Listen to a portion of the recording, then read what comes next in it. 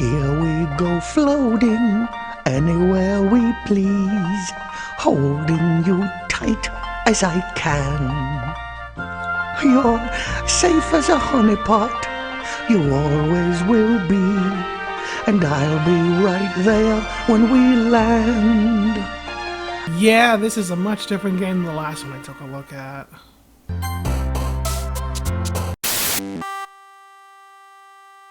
These days, the Walt Disney Company tends to license out when they make the video games. However, throughout a good portion of their life, they actually made their games in-house under the banner called Disney Interactive. And through that banner's lifespan, Disney Interactive ended up covering a lot of varieties of games. You had stuff like action platformers. You also had their take on like the Living Book series with the interactive storybooks. And of course, we have games like the topic of today's video. You had Disney Interactive Learning. In this case, they used the property of Winnie the Pooh to teach kids basic reading comprehension. And I do mean comprehension. The game's actually pretty wide on the spectrum when it comes to reading skills, but we'll get to those. First things first, we should talk about the game's plot. Oh, hello, I'm Pooh, which is short for Winnie the Pooh, which isn't short. I don't think I've seen this tree house before, and since everyone I know already has a house, why, this one must be yours. So yeah, after Winnie the Pooh grants you literally free real estate, you're tasked with playing a bunch of minigames solely for the purpose of getting furnishings for this new home. I mean, hey, it's not Rome into the Three Kingdoms, but it's pretty good. So we will cover those minigames pretty shortly. First thing I just want to do is, well, there's a bit more polish here than in some of the other games I've looked at, so I'm going to just dedicate a section to that real quick here.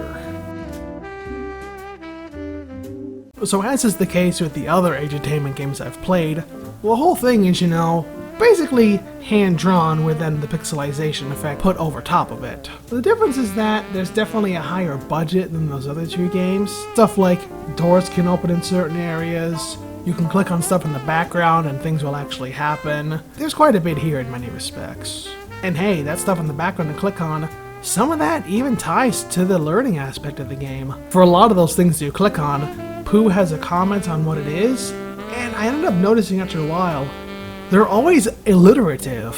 Alliteration, for those who don't know, is when two or more words start with the exact same letter. My furry friends play the flute and the fiddle. Two cute caterpillars go into the log. Shh, a sleeping snake. Two beautiful butterflies come out of the log. How did the caterpillars turn into butterflies?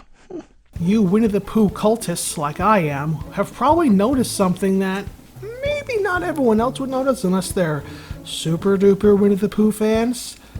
Words are spelled correctly. And for those of you who didn't pick up on it closely, notice on the bottom right hand of the screen, this special red honeypot. And look at it, H-O-N-E-Y. Normally in this franchise, honey is always misspelled. H-U-N-N-Y. And yeah, that's a little charming aspect of the Winnie the Pooh franchise, but it really would have been super hypocritical to have those spelling errors in a reading game. That's also true for the door in front of Pooh's house. Usually, the ring also sign is misspelled to, well, it's spelled like that. However, one thing I noticed is that the Mr. Sanders sign above his store is still spelled with a Z. So I guess that's not a spelling error. I guess there's just some guy out there at the 100 Acre Wood whose name is spelled Sanders with a Z. Guess you really do learn stuff with these educational games, huh? Right, so like I said, there's no real plot. It's just you getting presents every time you complete a minigame. So, hey, let's just plow through all 9 of these minigames really quickly so I can discuss what's good and sometimes what's bad about all of them. And we'll go area by area. There are 3 areas in the game: the west, the east, and the north. The tree house is in the south, apparently. And in each one of these areas, there are 3 different minigames. And there's also 3 levels of difficulty. Difficulty being a really weird thing about this game, and we'll kind of discuss why. Oh, but one last thing before I go into each minigame. Most of them end up starting with a song, and they're all pretty good. Hey, it's great to see ya. I'm glad you came around. It's a beautiful day for us to play, but my other friends aren't around. You can solve the crime every time. All you have to do is listen. A, B, C, D, E, F, G. Sorry, headphone users.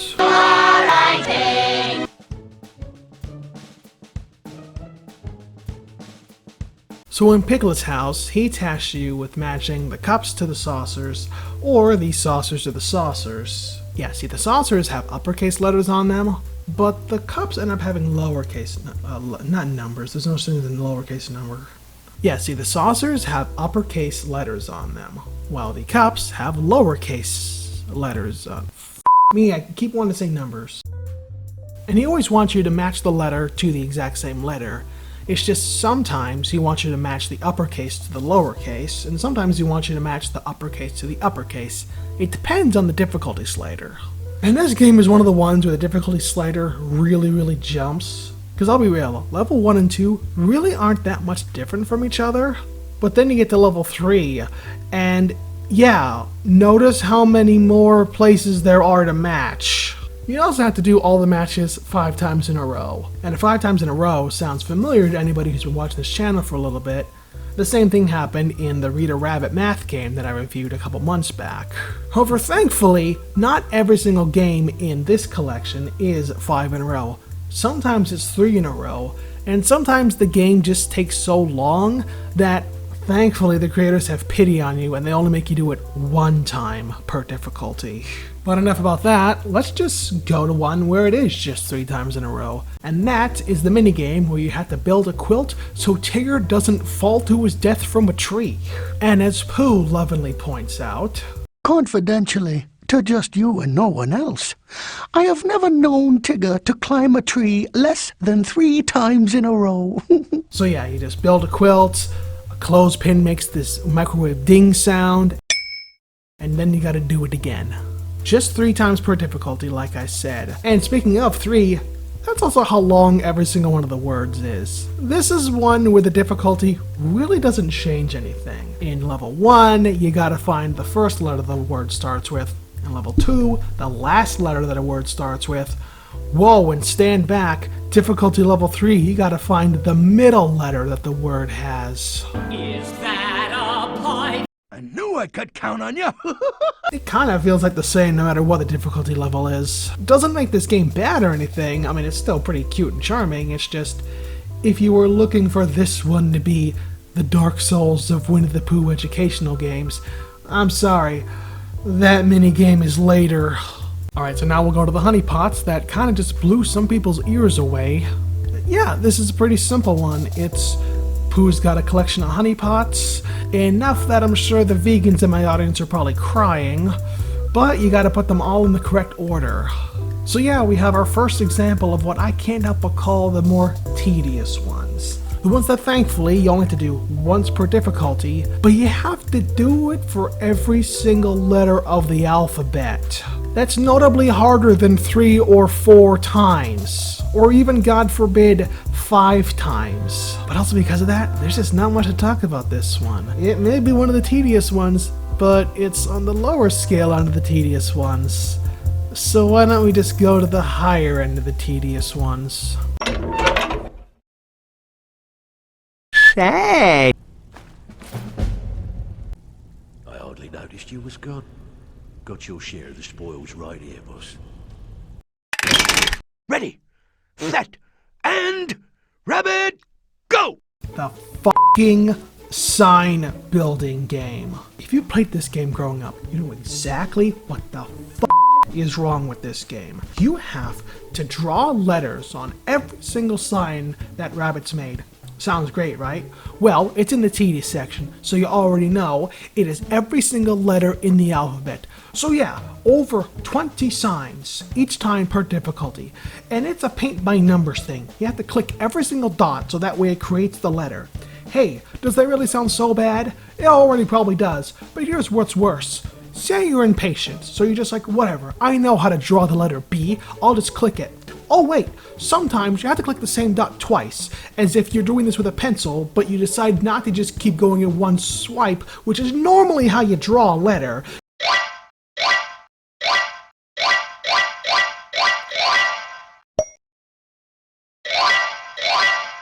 You're somehow taking your hand off and then going right back to where you were, so you had to click the same dot twice. So even if you try to cheat, too bad, the game's probably going to get upset at ya, and Rabbit's going to yell at ya. Shut the fuck up, Rabbit. I'm doing you a favor. Don't get so pedantic at me, and share your honey pots with Pooh. It's not like you eat them. I've never seen you eat them, and I've been watching this franchise since I was a child. I have never seen you eat honey, Rabbit. Why are you hoarding it like a dragon? Like, if you want my honest-to-God opinion, not that what I've been saying is really far off from it, like, the very little exaggerating I'm doing for the sake of entertainment. Like, this actually is very over-tedious as a minigame. The fact that the difficulty between 1 and 2 is literally no different. And the fact that, for 3, all they did was take the uppercase stuff and put it lowercase, as if that really makes it harder, this is bad. This drags the whole game down. This is the worst minigame in the entire collection. Anyway, this game f***ing sucks. TTFN. Eeyore's book. You see, Eeyore ended up making you a book so that way you can put it in your treehouse. And of course, because of difficulty, there's 3 of them. But in each and every single one, the corner's been ripped out. Look at this. Full sentences now. Instead of just one word, it's full sentences. This is why this is the best one of the longer ones. This one actually adds difficulty. There is something about this one that's still kind of charming, and you have to think a little bit harder than just, oh god, what letter comes after B? This is actually my favorite of the tedious ones. So, you win this round, Eeyore. Which is good, because you definitely need them.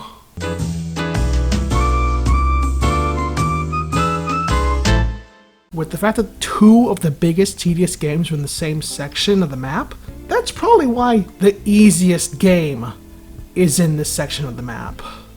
Yeah, so if you're familiar with the channel Tom a Hero, you've probably already seen a discussion of this game and why it's shockingly sad, since it's just Roo playing by himself in the sand because his friends don't love him, I guess. But yeah, you get a sand sculpture of Eeyore, Tigger, and Piglet, and Roo ends up playing pretend with the stuff you click on. It's super easy. It's so easy, you might be forgiven for thinking that this one doesn't even have reading comprehension. But oh, look at that. When you're done clicking on the thing, it shows you, even with some nice fun colors, the sentence you just made. Congratulations, kids. You just learned what a sentence is. Reading comprehension.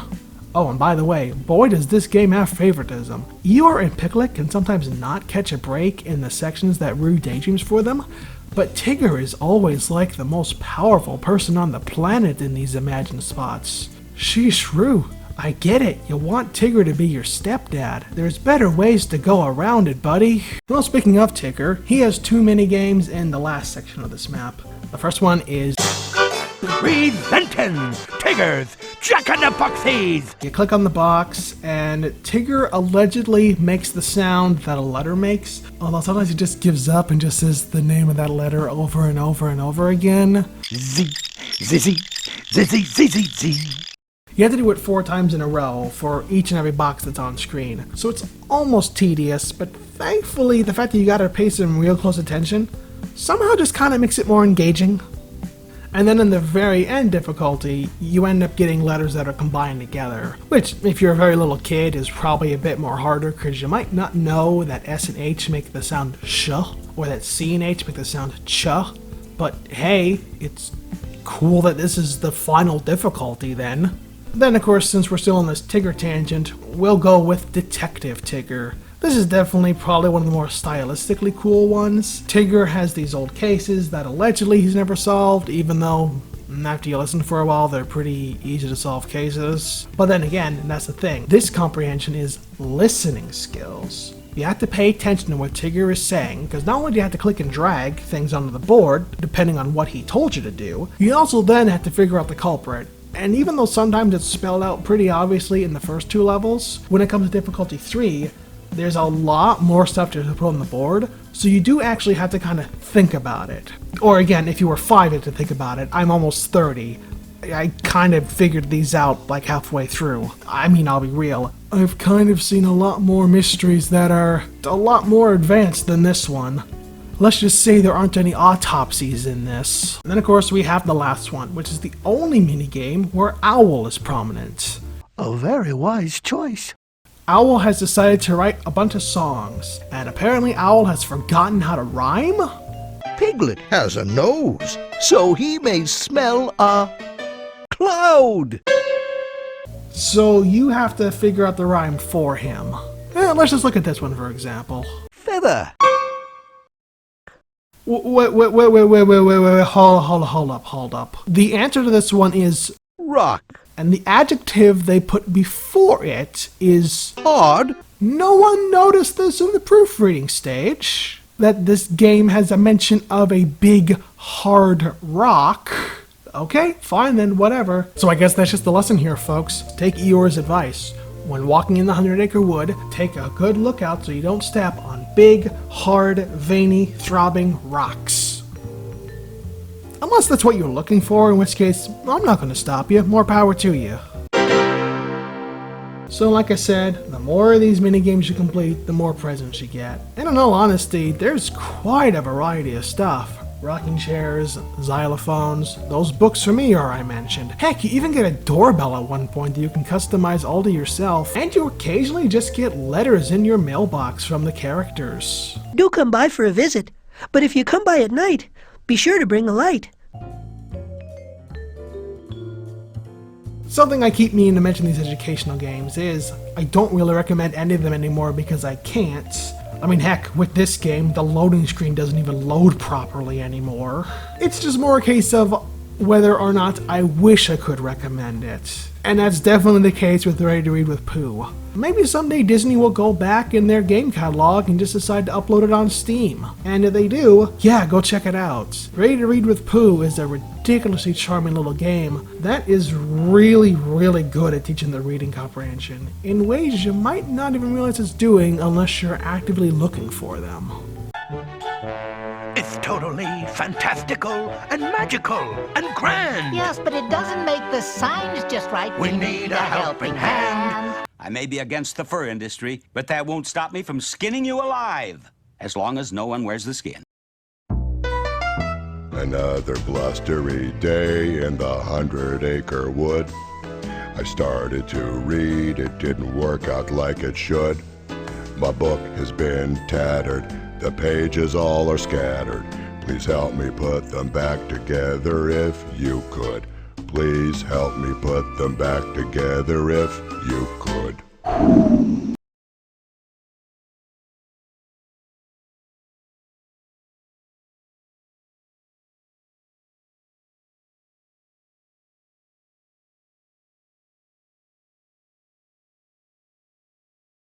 Poor dear Eeyore had a shock when he stepped On a hard